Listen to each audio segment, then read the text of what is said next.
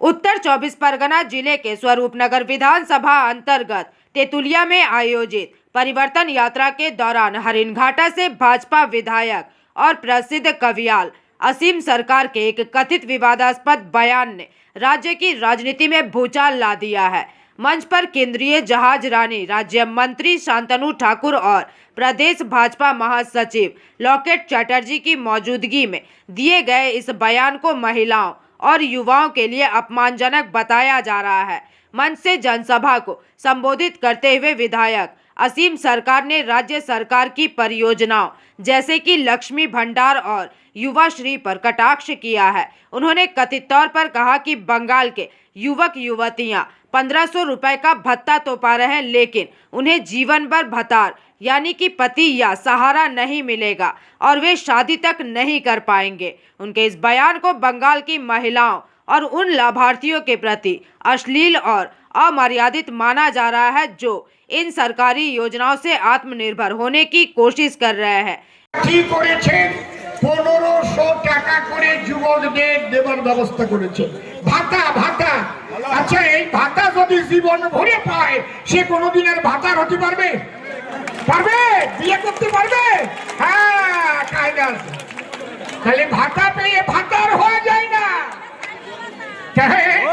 ভাতা পেলে কিন্তু বিয়ে করতে পারবে না, বিয়ে করতে পারবে চাকরি পেলে। সেই চাকরি বাকরি কিচ্ছু নেই। এই জন্য আমাদের পরিবর্তন যাত্রা এখান থেকে শুরু হলো বন্যা সাংগঠনিক জেলার। আমি আর কিচ্ছুই বলবো না, ঠাকুরমশাই রয়েছেন, ঠাকুরমশাইয়ের মুখে আপনারা সবাই শুনুন। আরেকবার বলুন, ভারত মাতা কি।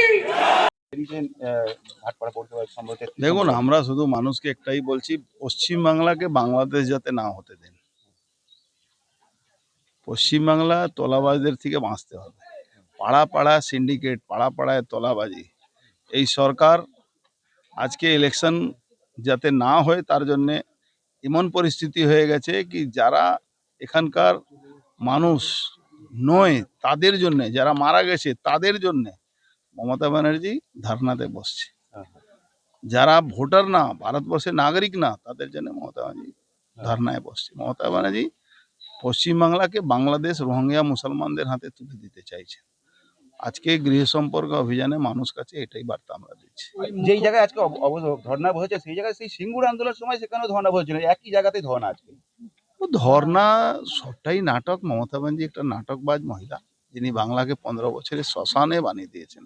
না চাকরি, না ইন্ডাস্ট্রি, না কোনো ব্যবস্থা, না কোনো হসপিটালের ট্রিটমেন্ট, না সরকারি চাকরি, না কোনো রাস্তা, না কোনো ঘাট, শুধু তোলাবাজরা চারদিকে উন্নয়নের নামে দাঁড়িয়ে আছে। তারা মুখ্যমন্ত্রী পাল্টাই কি আপনার গৃহ অভিযান?